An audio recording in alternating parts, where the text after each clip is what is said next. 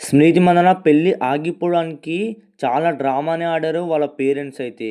ఆ డ్రామా ఏందంటే వాళ్ళ నాన్నగారికి హార్ట్ అటాక్ వచ్చిందని, ఆస్పత్రి పాలయ్యాడని ఈ పెళ్ళినైతే అలా క్యాన్సల్ చేసేసారు మావ. అది ఎందుకు అంటే మన పలాష్ ముచ్చలైతే వేరే అమ్మాయితో చాట్ చేస్తూ దొరికాడంట అడ్డంగా. కాబట్టి మనలైతే స్మృతి మందనకు నచ్చకపోగా ఇగ క్యాన్సల్ అయితే చేసేసారు.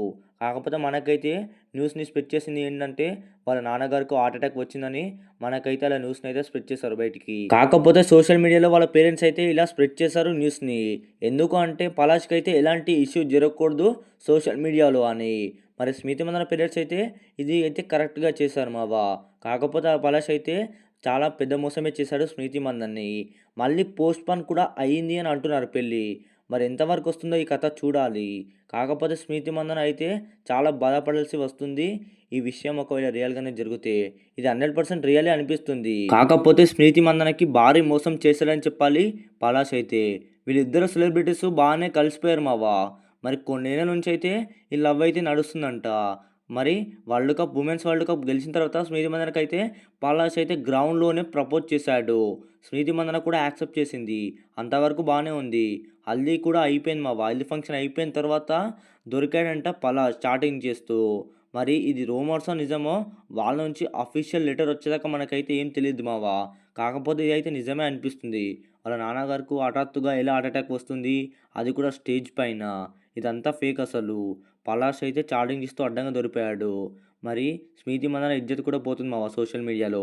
ఎందుకంటే ఇన్ని సంవత్సరాలుగా లవ్ చేసుకొని ఇప్పుడు మళ్ళీ పెళ్లి క్యాన్సిల్ అంటే ఎలా ఉంటుందో మీరే ఆలోచించుకోండి. యాజ్ ఎ అమ్మాయిగా అతనైతే చాలా ఫీల్ అవుతుంది.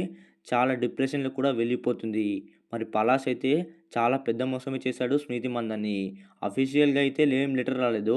ఒకవేళ వస్తే గనుక పలాష్‌నైతే సోషల్ మీడియాలో గట్టిగా వేసుకుంటారు మావ. మీ అందరికీ తెలిసిందే. స్మృతి మందన ఎంత పెద్ద సెలబ్రిటీయో. నేనే అతనికి ఫ్యాన్ అసలు ఆమెకి. ఆమె బ్యాటింగ్‌కి, ఆమె ఫీల్డింగ్‌కి. మరి అలాంటి స్మృతి మందన అయితే పెద్ద భారీ మోసమే చేశాడు పలాష్ అయితే. వీళ్ళిద్దరికి బాగానే సెట్ అయిపోయింది మావ. మరి ఇన్నేళ్ల రిలేషన్‌షిప్ అయితే ఒక్కసారి విడిపోతే ఎలా ఉంటుందో మీరే ఆలోచించుకోండి. మీలో కూడా చాలామందికి అయ్యే ఉంటాయి. బట్ ఈ సెలబ్రిటీస్ కూడా ఇది నిజమో కాదో తెలియట్లేదు.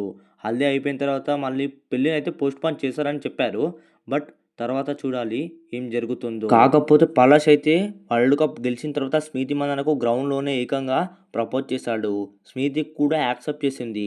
అంతవరకు బాగానే ఉంది. హల్దీ ఫంక్షన్ కూడా అయిపోయిన తర్వాత అసలు ఏమైంది మావ?